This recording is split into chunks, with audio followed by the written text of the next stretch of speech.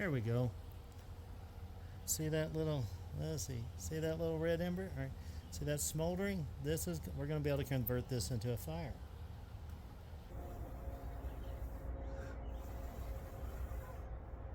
All right, see it's starting to get thicker? See, now I have flame, and you'll notice the color of the smoke's going to start changing, right?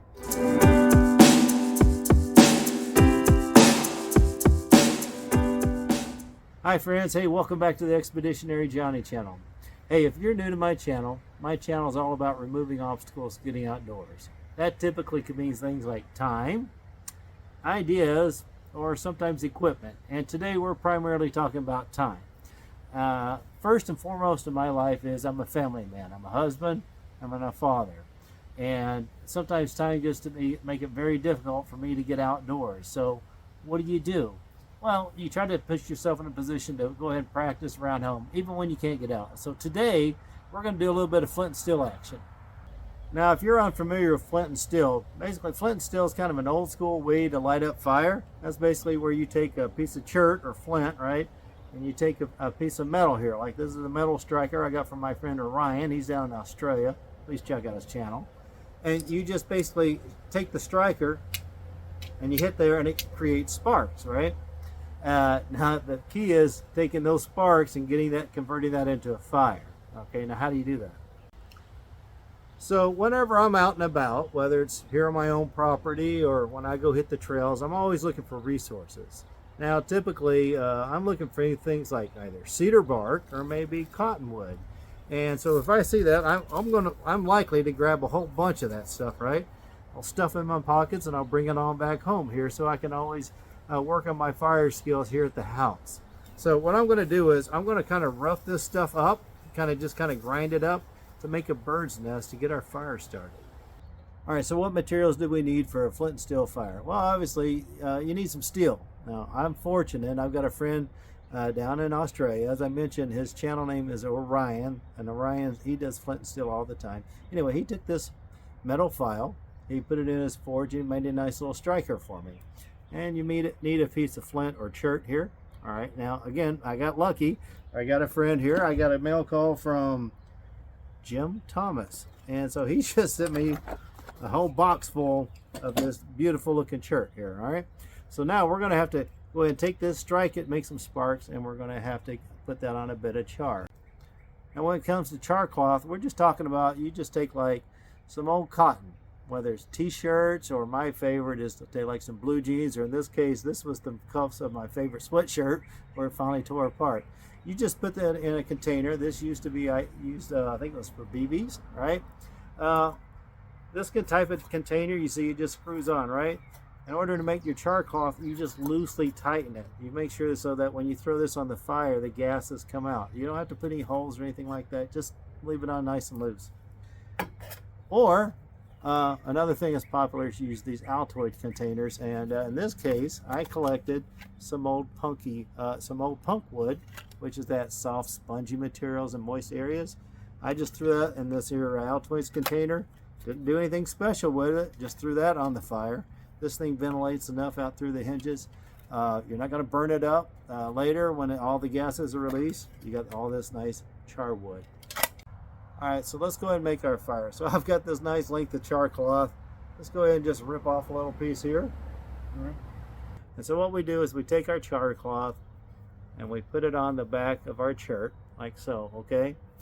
The idea is, as I bring the striker down, little pieces of metal is going to come off of this really hot, and it's going to land on the char cloth, and it's going to light up, okay? It'll just start smoldering, okay?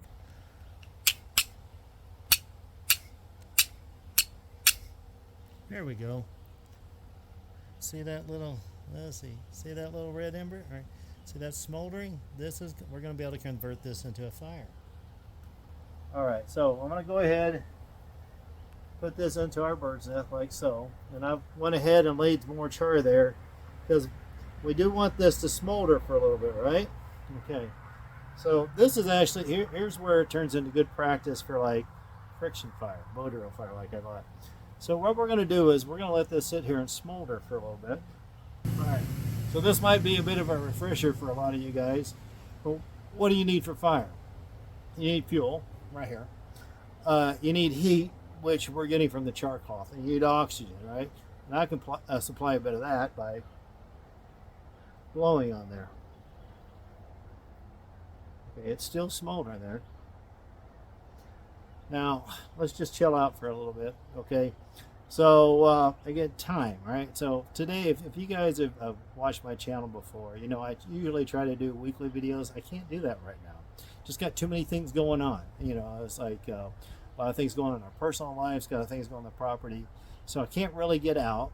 But, again, because I went ahead and I got materials here at the house, I can still at least do a little something. Like I can make a fire. What I'm doing is, first it's going to warm up all the grass and stuff, or in this case the cedar bark. It's going to warm it up, and as the ember, actually the material itself is going to turn into an ember. Then eventually we're going to blow it into flame. Okay, so be patient. Okay, and this is really good practice for like if you're going to do a bow drill fire. All right, I like to do bow drill. Once you've done it several times, you realize you put a lot of effort into making that ember, and you don't want to just rush into it and then lose that smoldering ember. So if you practice with this, it kind of gets you familiar with how you actually convert this heat into a flame. All right, so looks like I could use it. Needs a little bit of oxygen. All right, so the smoke's going to start getting thicker, right? And when it gets really thick, you know you're about there. You'll notice once it'll go from a really thick smoke, right, where it's not flame, but once I get flame, all of a sudden it gets become a clean smoke. So watch this.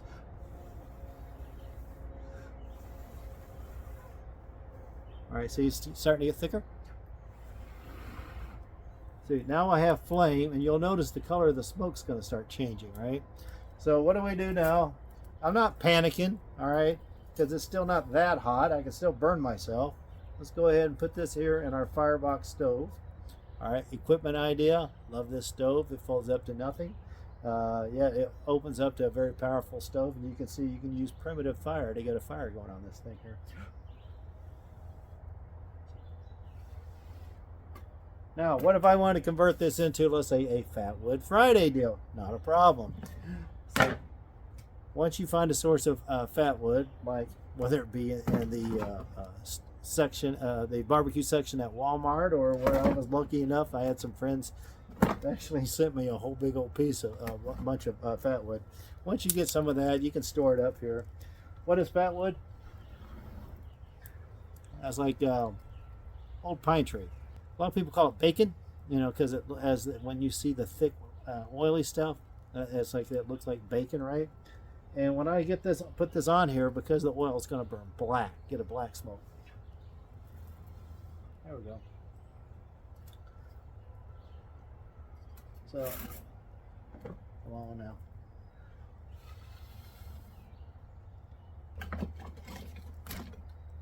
Here's another piece that I was shaving off. You can go ahead and just put that in there. Ta-da. All right, so there we go. Flint and steel fire. Easy peasy? Well, depends on your situation. But hey, it's good to practice with. If you don't happen to have a striker, that's okay. You can make char cloth. But how about instead of flint and steel, you can get a little ferro rod, put a little spark on there. You can take a magnifying glass, put the magnifying lens on there, put a little bead on there. Then you can sit there, then that'll get your char lit up there. So a lot of different ways you can practice and stuff.